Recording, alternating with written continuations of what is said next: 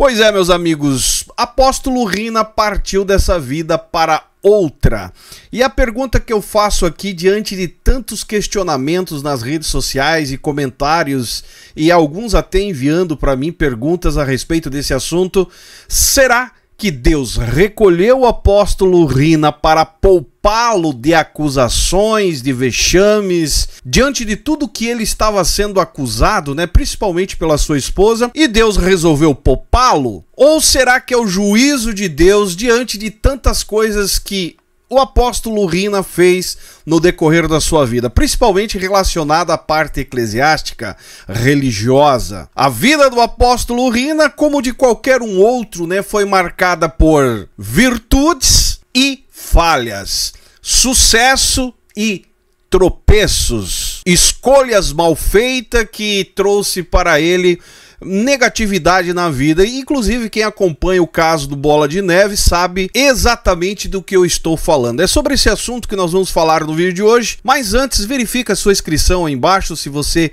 não é inscrito. Se já é inscrito, né, dá uma olhadinha aí para ver se o YouTube não te desinscreveu, deixa o seu like que é importante e o seu comentário também ajuda muito. E bora para o vídeo de hoje. A verdade é, meus amigos, que o apóstolo Rina partiu hoje, dia 17/11, voltando de um evento com o motoclube Pregadores do Asfalto, que é um motoclube interno da igreja Bola de Neve. Exatamente hoje, dia 17, a sua irmã também estava de aniversário. E a partida do apóstolo Rina marcou tragicamente essa data, que, olha, vai ser complicado, principalmente para a irmã, né? A pastora Priscila, que também é uma figura importante dentro do Bola de Neve.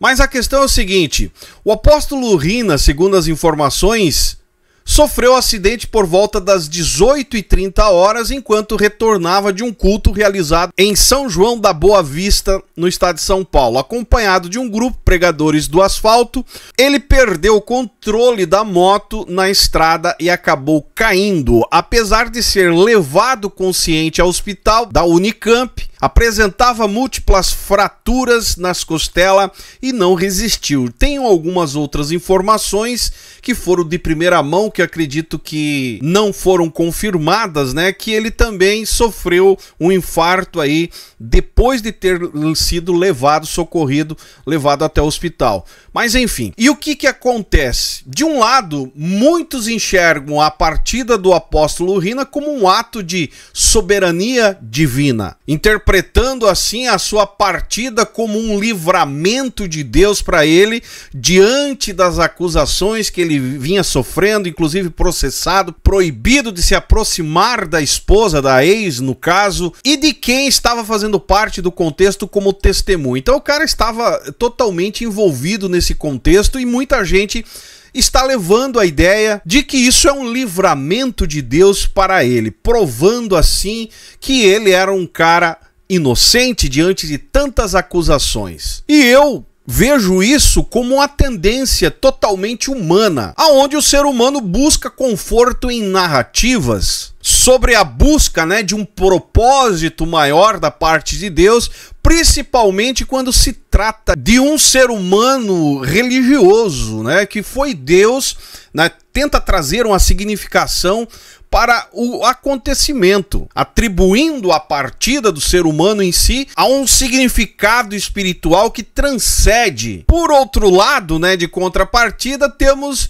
aqueles que atribuem a morte dele como um sinal de um tratamento de Deus, em outras palavras, de um juízo de Deus, um juízo divino. Inclusive estão atrelando até o vídeo daquele pastor, desse pastor aqui, deixa eu ver se eu acho para vocês, desse pastor aqui que profetizou, até fiz essa postagem 11 de outubro. Olha só o que ele disse aqui: Deus vai ceifar um grande líder, e este grande líder é de uma igreja, de um ministério.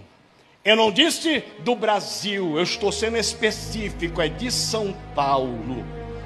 Deus está dando oportunidade, mas a pessoa continua enganando, continua brincando. Deus vai ceifar, aleluia, na ramanda ragachou. Eu até coloquei na postagem no dia, alguém faz ideia de quem pode ser? Quem está no bico do corvo, dado a idade, não vale. Alguém arrisca? Por quê? Porque é lógico, cara, que essa profecia aqui é algo jogado ao ar, uma coisa assim que no meu ponto de vista não tem validade. Porque se Deus resolver levar quem está brincando com as coisas, sinceramente, meus amigos, não vai sobrar quase que... provavelmente aí uma minoria. Até porque ele não coloca nomes, né? Fica aquela coisa genérica. Sinceramente, cara, não dá pra atribuir isso aí. Eu acho uma falta de coerência muito grande alguém queria espiritualizar isso aí e encaixar. Qualquer um outro, não precisava nem ser o apóstolo Rina, qualquer outro que estivesse na fila aí ia casar a ideia, cara. Então é uma coisa assim, profetada não rola no meu ponto de vista. Resumindo, meus amigos, diante disso tudo, principalmente quando se fala dessa polarização em cima de figuras públicas, só mostra a dificuldade que o contexto religioso tem de administrar a ideia de que, independente da posição se está correto como líder ou não, são seres humanos cheios de falhas e suas fraquezas, o qual nós aqui expomos justamente para que venham acertar a vida diante daquilo que pregam e falam, mas nos bastidores acabam fazendo o contrário. Por exemplo, a vida do próprio apóstolo Rina aí foi marcada, cheia de sucessos e grandes tropeços, marcada por virtudes que não dá para negar que teve, mas ao mesmo tempo cheio de falhas. E transformar em um mártir ou num vilão é reduzir a complexidade da existência do ser humano. Todo mundo erra e todo mundo acerta. Porém, quando se fala de um líder religioso, ele tem que buscar mais acertar do que errar, porque os seus erros vão ser expostos. E há ainda aqueles que, né, não aceitam de colocar em exposição os erros dos seus líderes porque são ungidos, não podem ser tocados. Mas a verdade é que todos são seres humanos. Ninguém está acima num certo grau de divindade que não possa ser tocado.